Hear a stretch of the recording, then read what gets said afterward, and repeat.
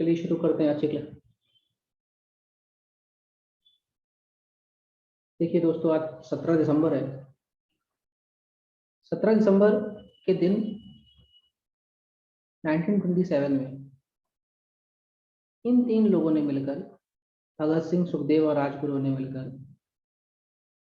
लाहौर में एक पुलिस अधिकारी सॉन्डर्स की हत्या कर दी थी। ये हम हिस्ट्री में जा रहे हैं। तो 1927 में भगत सिंह,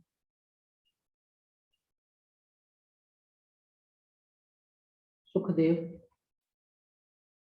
और राजगुरु ने सॉन्डर्स की हत्या कर दी थी। इसके पीछे कहानी क्या है? पंजाब के शेर या लॉयन ऑफ पंजाब कहा जाता था लाला लाजपत राय को। अंग्रेजों ने एक कमीशन लाया जिसका नाम था साइमन कमीशन, और साइमन कमीशन का मेन काम ये था कि भारत में जो भी संवैधानिक सुधार होने हैं उसके लिए आप अपनी रिकमेंडेशन दीजिए। लेकिन ये साइमन कमीशन में 7 मेंबर्स थे और 7 के सातों अंग्रेज थे, मतलब एक भी भारतीय मेंबर नहीं। इसी को लेकर देश भर में विरोध हो रहे थे और साइमन जहां जहां भी जा रहा था उसको तख्तियां दिखाई जा रही थी और साइमन गो बैक के नारे लग रहे थे। Simon go back. लाहौर में जब साइमन का पहुंचा तो वहां पे साइमन गो बैक के काफी नारे लग रहे थे। उसको लीड कर रहे थे लाला लाजपत राय। उस समय जो लाहौर का जो एक तरह से कह सकते हैं कि पुलिस चीफ था, उसका नाम था स्कॉट। स्कॉट ने ये ऑर्डर दिया कि भाई ये जो जनता हड़ताल कर रही है, नारेबाजी कर रही है, इनके खिलाफ लाठीचार्ज शुरू किया जाए।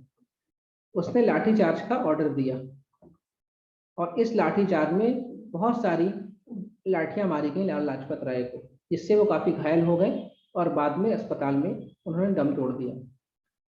लाला जी इन सभी क्रांतिकारियों के लिए काफी सम्मानीय व्यक्ति थे और सब इनसे बहुत इंस्पायर होते थे। काफी उम्र हो गई थी और इस तरह किसी वृद्ध आदमी को लाठी से पीट पीट कर अधमरा कर देना इनको बर्दाश्त नहीं हुआ। इन्होंने बोला कि अब हम स्कॉट को मारेंगे। लेकिन जब ये स्कॉट को मारने गए तो इनसे गलती हो गई और स्कॉट की जगह इन्होंने सॉन्डर्स को मार दिया। खैर, मार तो दिया और मारा इन्होंने लाहौर में। तो फिर इनके ऊपर केस चलाया गया जिसका नाम था लाहौर षड्यंत्र या लाहौर कॉन्स्पिरेसी, क्योंकि लाहौर में आपने काम किया था। तो लाहौर षड्यंत्र जो केस है, जिसके तहत बाद में और भी केसेस लगा के इन तीनों को 23 मार्च 1931 को फांसी दे दी गई। और 23 मार्च को हम हर साल शहीद दिवस के रूप में मनाते हैं। 30 जनवरी को भी मनाते हैं शहीद दिवस के रूप में, क्योंकि गांधी जी की हत्या की गई थी। तो ये लाहौर षड्यंत्र केस या सॉन्डर्स मर्डर केस यही है और इसकी कहानी मैंने आपको समझाई। और 17 दिसंबर को ये काम हुआ था। ये इतिहास का एक किस्सा है, इसलिए इंपॉर्टेंट है। अगली न्यूज में चलते हैं। दुर्गा पूजा। दुर्गा पूजा को यूनेस्को की इंटेंजिबल कल्चरल हेरिटेज लिस्ट में शामिल किया गया है। दुर्गा पूजा आप सभी जानते हैं, दुर्गा माता की झांकियां लगती हैं। लेकिन जो बंगाल की दुर्गा पूजा है वो अपने आप में बड़ी अलग है। यहाँ पे पूजा करने का तरीका, यहाँ पे जो संगीत बजता है, यहाँ पे जो जोश उमंग रहता है, ये अपने आप में बड़ा नायाब है। यूनेस्को यानी United Nations education, social and cultural organisation, जिसका मुख्यालय आपको पेरिस में मिलेगा, फ्रांस की राजधानी, ये इंटेंजिबल कल्चरल हेरिटेज साइट को चुनती है। इंटेंजिबल क्या होती है? जिसको छुआ ना जा सके, छुआ ना जा सके, यानी इसको आप टच नहीं कर सकते, इसको सिर्फ आप महसूस कर सकते हो, उसे कहते हैं इंटेंजिबल। जैसे आप किसी का म्यूजिक सुन रहे हैं, आप म्यूजिक को टच नहीं कर सकते लेकिन महसूस कर सकते हैं, तो वो इंटेंजिबल चीज हुई। ताजमहल को आप टच कर सकते हो तो वो टेंजिबल चीज हुई। तो इसने हाल ही में ये जो दुर्गा पूजा है बंगाल की, इसको अपनी इंटेंजिबल कल्चरल हेरिटेज में शामिल किया गया है। और इसके शामिल होते ही भारत से कुल 14 इंटेंजिबल कल्चरल हेरिटेज यूनेस्को की इस लिस्ट में शामिल हो गई।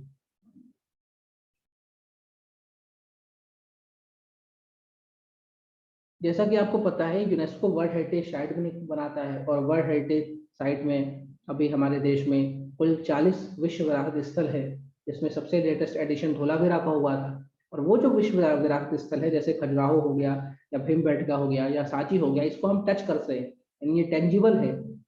और इनटेंजिबल की बात करें तो सबसे पहली जो इनटेंजिबल जो लिस्ट थी, जो साइट थी, जो चीज थी, वो थी बुद्धिस्ट चैंटिंग, यानी बुद्धिस्ट का मंत्रोच्चार।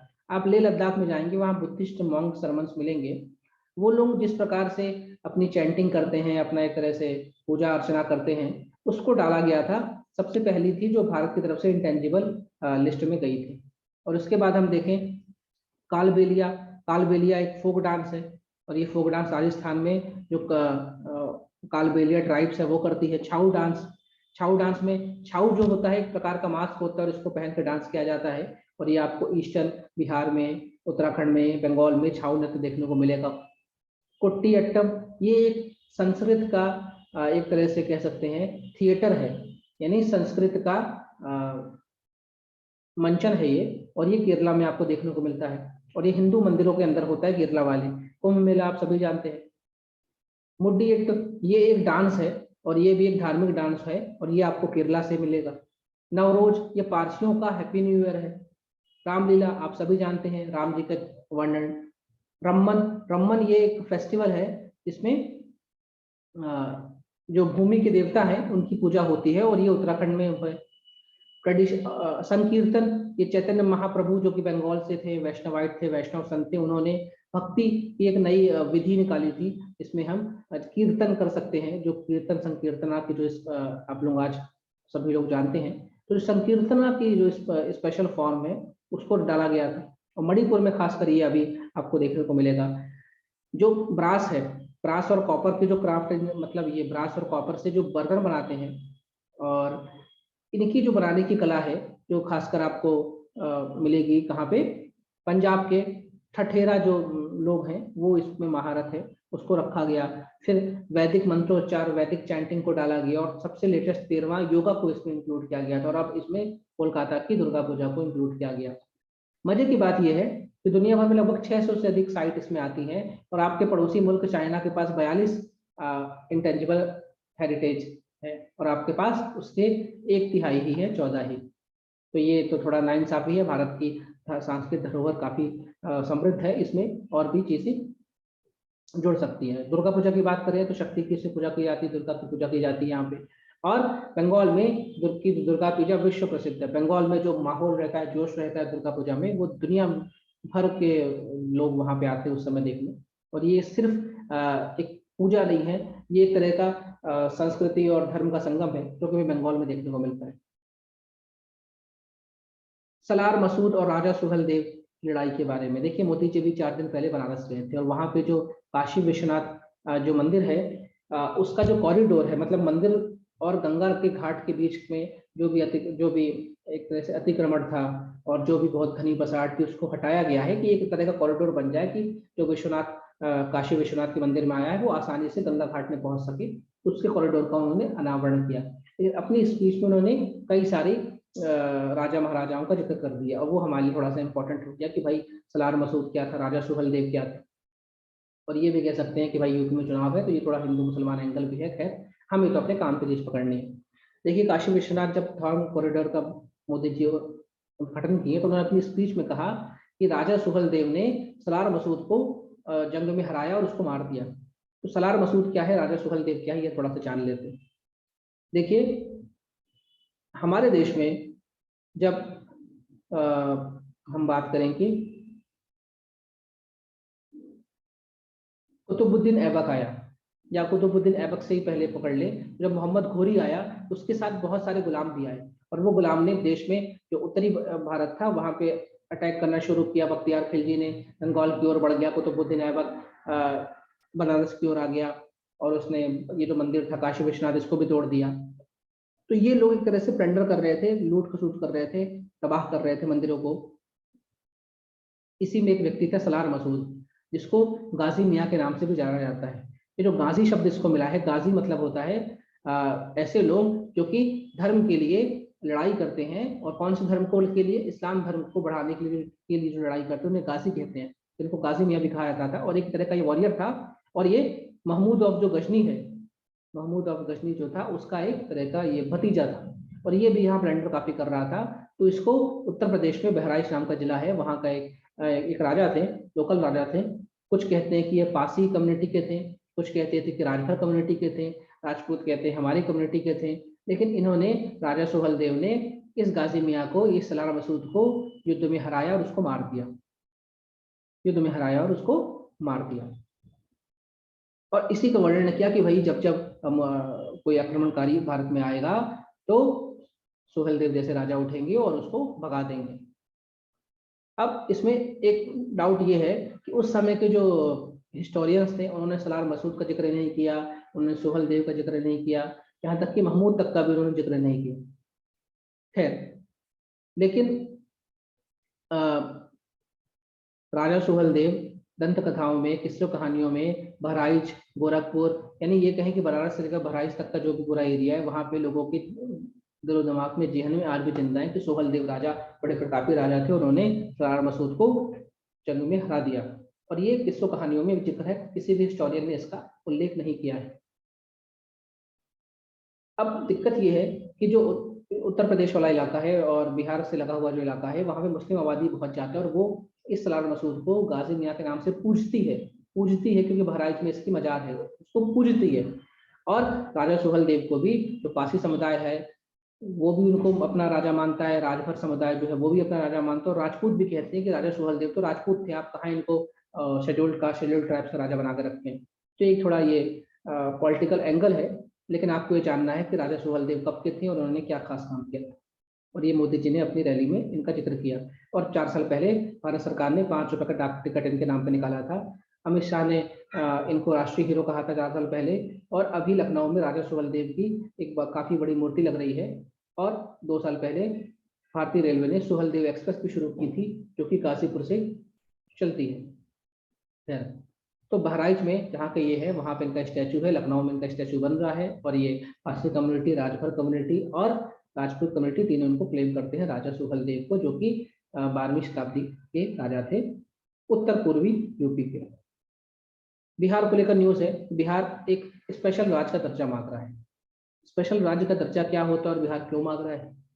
देखिए, जब भी किसी राज्य को स्पेशल राज्य का दर्जा मिल जाता है तो केंद्र सरकार की तरफ से जो भी डेवलपमेंट के कार्य होते हैं उसमें उसको बहुत ज्यादा पैसा मिलता है, और केंद्र सरकार की तरफ से उसको विकास के नाम पे और अपनी बेसिक जरूरतों के नाम से बहुत सारा अनुदान या ग्रांट मिलता है जो उसको वापस नहीं करना होता। और भी बहुत सारी छूट मिलती है। कोई भी केंद्र सरकार की कोई योजना है जिसमें राज्य सरकार को ये अपना शेयर देना है, अपना हिस्सा देना है, तो वहां भी उसका शेयर काफी कम होता है। जैसे 100 रुपए की कोई योजना है तो 90 रुपए केंद्र सरकार से मिलेंगे, 10 रुपए राज्य सरकार देगी।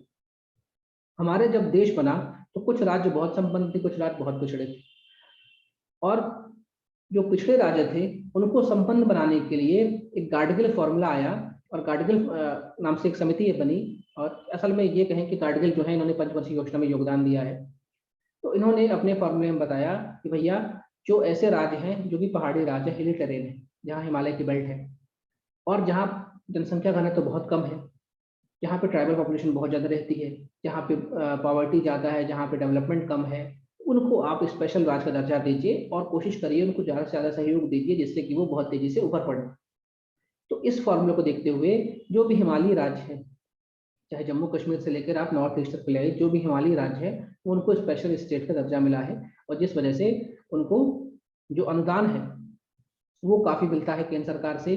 जब भी कोई केंद्र सरकार से योजना आती है जिसको हम सेंट्रल स्पॉन्सर्ड स्कीम कहते हैं, उसमें भी उनको 10% ही देना पड़ता है अपना शेयर, 90% केंद्र से आता है, और जो उनको अनुदान मिलता है वो 100% उनको मिलता है और उसको वापस नहीं करना पड़ता। और काफी अभी मतलब सरकार की तरफ से बहुत सारी योजनाओं में उनको लाभ मिलता रहता है।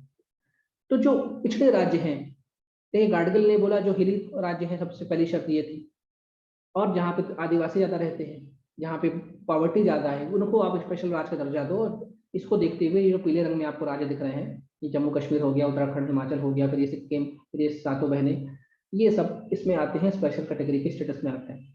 लेकिन इनके अलावा भी बिहार की बात करें, यूपी की बात करें, ये काफी गरीब राज्य है, ये भी हमेशा से मांग कर रहे थे, आंध्र प्रदेश बहुत समय से मांग कर रहा था, तेलंगाना मांग कर रहा था कि हमको भी आप स्पेशल कैटेगरी का दर्जा दीजिए। लेकिन दिक्कत ये है कि जो शर्त है कार्डिकल फॉर्मूले की, उस शर्त में पहली शर्त क्या है, हिली टेरेन की आप पहाड़ी राज्य होने चाहिए। दूसरा, वहाँ पे आबादी आपकी कम होनी चाहिए। अब बिहार की आबादी तो, यूपी की आबादी तो देश के सर्वोत्तम राज्यों में से एक है, यानी सबसे ज्यादा है। इनको देखते हुए इनको स्पेशल कैटेगरी का दर्जा नहीं मिल सकता। लेकिन जब जब चुनाव आते हैं तो वहाँ की सरकारें ये मांग करने लग जाती हैं कि हमको स्पेशल कैटेगरी का दर्जा दीजिए।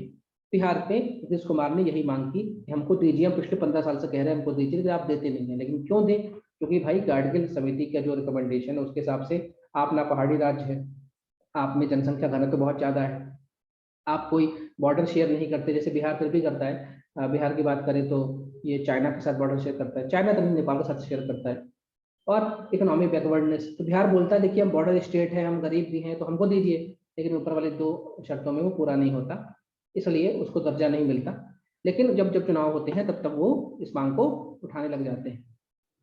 हालांकि संविधान में इस स्पेशल कैटेगरी के लिए, विशेष राज्य के लिए कोई बात नहीं की गई है। लेकिन सरकार चाहे तो यानी केंद्र सरकार चाहे तो किसी भी राज्य को स्पेशल कैटेगरी का दर्जा दे सकती है। हालांकि जो भी 14वां फाइनेंस कमीशन बन के निकल गया है, उसने कहा था कि नॉर्थ ईस्टर्न स्टेट और हिली राज्य के अलावा किसी और को भी आप दर्जा मत दीजिएगा। मतलब जिनको मिला हुआ है ठीक है, और मत दीजिए, मतलब बढ़ाइए मत। ज्यादा हो तो उनका जो टैक्स का शेयर है वो बढ़ा दीजिए, लेकिन उनको आप स्पेशल कैटेगरी का दर्जा मत दीजिए, इससे आप पर भार बहुत पड़ेगा। लेकिन जैसे तेलंगाना है, आंध्र प्रदेश है, उत्तर प्रदेश है, बिहार है, ये हमेशा से मांग करते हैं कि हमको आप दर्जा दीजिए।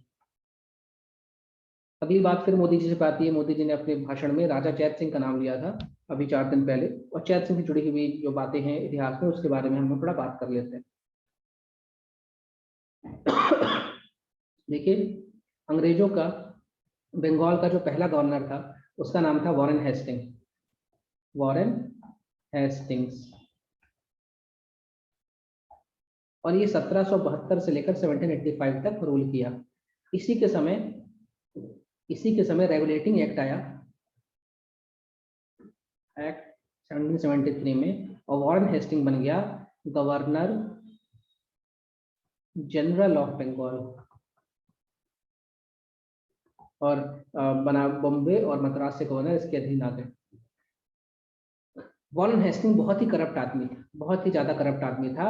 और इसके समय मराठा वॉर हो रहे थे, इसके समय ये मैसूर से लड़ रहा था, टीपू सुल्तान इसको हरा रहा था। खैर, तो वॉरेन हेस्टिंग ने 1775 में जो अवध वाला एरिया था, अवध वाले एरिया से एक संधि साइन की थी, और उस संधि में ये कहा था कि भैया ये जो बनारस है, अब से बनारस मेरे अंडर में रहेगा, और बनारस मुझको हर साल 22 लाख रुपए दिया करेगा हर साल। तो बनारस के जो राजा थे, राजा चैत सिंह, उन्होंने बोला ठीक है, अब आपने अवध से संधि साइन कर ली, अवध अवध के अंडर में मैं आता हूँ, अवध अवध मेरे ऊपर है। अवध मतलब आज का यूपी बिहार, मोटे तौर पे बोल सकते हो उत्तराखंड वाला एरिया। तो ठीक है, अगर संधि साइन की है तो हम हर साल 22 लाख रुपए देंगे आपको। और वहां के राजा चैत सिंह ने इसके लिए हामी भर दी। लेकिन 1780 से लेकर 1784 तक जो थर्ड एंग्लो मैसूर वॉर हुआ, यानी थर्ड एंग्लो मैसूर वॉर हुआ, एंग्लो मैसूर वॉर 1780 से लेकर 1784 तक, इसमें काफी ज्यादा पैसा खर्च हो गया वॉरेन हेस्टिंग का, ईस्ट इंडिया कंपनी का। उन्होंने सोचा कि ये एक्स्ट्रा जो पैसा खर्च हुआ है निकाले कहाँ से। तो उन्होंने राजा चैत सिंह को बोला कि भाई चैत सिंह, तुम ये जो 22 लाख रुपए दे रहे हो ये तो ठीक है, इसके अलावा एक्स्ट्रा 5 लाख रुपए हमको दो। 5 लाख। चैत सिंह ने बोला ठीक है भाई, गवर्नर जनरल है, मांगे हैं दे देते हैं। अगले साल फिर मांगा कि एक्स्ट्रा 5 लाख दो, फिर मांगा एक्स्ट्रा 5 लाख दो। 2 बार तो चैत सिंह ने दिया, लेकिन तीसरी बार नहीं दिया। बोला कि साहब मेरे पास पैसे नहीं है, दूसरा ये हमारी संधि में लिखा नहीं, संधि में लिखा था कि 22 लाख ही देंगे, आप क्यों एक्स्ट्रा मांग रहे हैं। तो बोले ठीक है, एक काम करो तुम 22 लाख, ये जो 5 लाख है, एक काम करो तुम 5 लाख दो, और साथ में मुझे 1000 हाथी घोड़े भी दो, अब तो तुम पे फाइन लगेगा। इसने बोला ठीक है, अब 5 लाख तो नहीं है, इसने 3 लाख रुपए दिए और 500 हाथी घोड़े दिए। जब ये पैसे वॉरेन हेस्टिंग के पास पहुंचे तो वॉरेन हेस्टिंग ने बोला कि आपने तो मेरी बेइज्जती कर दी, अब मैं आप पे अटैक करूंगा। तो इन्होंने राजा चैत सिंह को बोला कि भाई चैत सिंह, अब तो तुम 5 लाख नहीं, अब तुम 50 लाख रुपए दोगे, तुम जुर्माने में 50 लाख रुपए दोगे, और नहीं अगर दोगे तो मैं तुम पे अटैक कर दूंगा। ये वॉरेन हेस्टिंग कर रहा था। जब ये 5 लाख एक्स्ट्रा नहीं दे पा रहे तो 50 लाख कहां से देंगे। इन्होंने बोला हम नहीं देंगे। वॉरेन हेस्टिंग ने अटैक कर दिया। जब अटैक कर दिया तो चैत सिंह वहां से निकल के चुनार जो पास में है लखनऊ के पास, वहां जाके चले गए। लेकिन वहां के लोगों ने को बड़ा बुरा लग रहा था कि ये वॉरेन हेस्टिंग इस तरह कैसे हम लोग से जबरदस्ती कर सकता है। वहां के लोगों ने, वहां की आर्मी ने वॉरेन हेस्टिंग की आर्मी को से लड़ाई की और उसको खदेड़ दिया एक तरह से। और जब उसको खदेड़ दिया तो वॉरेन हेस्टिंग वहां से भाग गया। और वॉरेन हेस्टिंग जब ये सब कर रहा था, मैंने बोला कि रेगुलेटिंग एक्ट आ चुका था, और रेगुलेटिंग एक्ट में वॉरेन हेस्टिंग यानी गवर्नर जनरल की एक काउंसिल बनाई गई थी। उस काउंसिल में 4 मेंबरान थे। वो 4 मेंबरान से पूछकर गवर्नर जनरल मेजॉरिटी का डिसीजन लेकर कोई काम करता। लेकिन यहाँ वॉरेन हेस्टिंग अपने व्यक्तिगत लाभ के लेकर ईस्ट इंडिया कंपनी की आर्मी को दौड़ा रहा था, हार भी रहा था, पिटपिटा के भी आ रहा था। तो बाद में इसी को लेकर फिर इस पर इम्पीचमेंट लगेगा, महाभियोग लगेगा। लेकिन बनारस के लोग में ये किस्से कहानियों में चर्चित है कि वॉरेन हेस्टिंग को इतना बुरा हमने मार के भगाया। ये लोग गाते हैं वहां पे कि घोड़े पे हौदा, हाथी पर जीन, काशी से भागा वॉरेन हेस्टिंग। घोड़े पे हौदा, देखिए हाथी के ऊपर जो रखा होता है ना, रखा, ये जो जिस पे लोग बैठे हैं, इसे हौदा कहते हैं। यानी हौदा किसके ऊपर होना चाहिए? हाथी के ऊपर। और जो घोड़े के ऊपर होता है उसे जीन कहते हैं। लेकिन जब वॉरेन हेस्टिंग यहाँ से भागा है तो देखिए हौदा घोड़े के ऊपर रखा था, मतलब लोग दुम दमा के भागे हैं। हाथी के ऊपर जीन रखा था और ऐसी हालत में वॉरेन हेस्टिंग भागा है, मतलब उसको कुछ सुध-बुध नहीं था, होश होश नहीं था। उसको इतना बुरा पीटा भगाया कि वो भाग गया यहाँ से, जो कि उस समय का गवर्नर जनरल ऑफ बंगाल था। तो इसको लेकर भी जिक्र किया मोदी जी ने कि भाई जब जब ईस्ट इंडिया कंपनी जैसे कोई भी लोग आएंगे और हम पे अत्याचार करेंगे तो हमारे महाराणा चैत सिंह जैसे लोग और बनारस की जनता जैसी जनता उनको पीट पाट के भगा दें। तो ये इन्होंने जिक्र किया। खैर देखिए, चुनाव है यूपी में, वो बनारस से लोकसभा एमपी हैं, तो वो सब जिक्र कर रहे हैं। लेकिन अब एक्चुअल बात है कि प्राइम मिनिस्टर ऑफ इंडिया ने कोई जिक्र किया है तो हमारे लिए इंपॉर्टेंट हो जाता है। पूछ सकते हैं राजा चैत सिंह कहाँ के राजा थे, राजा चैत सिंह का विवाद किसके साथ हुआ था? वॉरेन हेस्टिंग के साथ हुआ था कि मुनरो के साथ हुआ था कि मिंटो के साथ हुआ था? ये थोड़ा चीज, ये कहानी थी ये। तो ये सारी कहानी है। और एक रानी का भी जिक्र किया था उन्होंने, लेकिन वो ज़्यादा इम्पोर्टेंट नहीं है अपने लिए। तो उम्मीद करता हूँ आप लोगों को समझ में आया। कोई डाउट हो तो आप लोग चैट बिल्कुल ओपन है, आप उसमें अपने क्वेश्चन रखें। Thank you everyone.